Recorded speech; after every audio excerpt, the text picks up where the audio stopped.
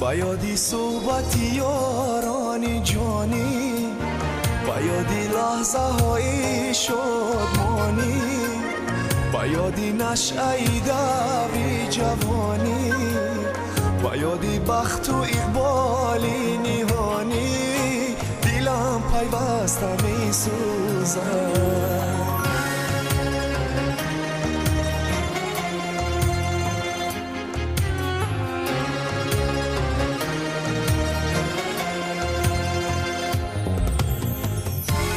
برای دانشی برباد رفته، برای یادی از استاد رفته، برای که از ایجاد رفته، برای مهری از بنیاد رفته، دلم پیوسته می سوزد.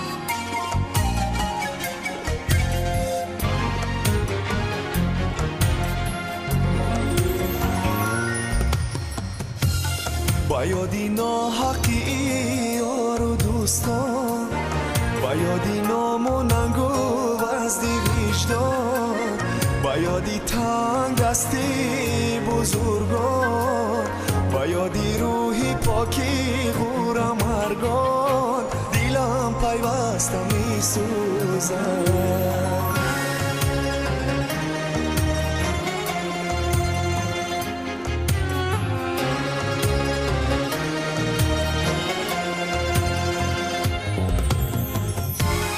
برای دانه های عشقی مادر، برای کینه یار و برادر، برای دوستانی رو پرور، برای زندگی نابرابر، دلم پیوسته می سوزد.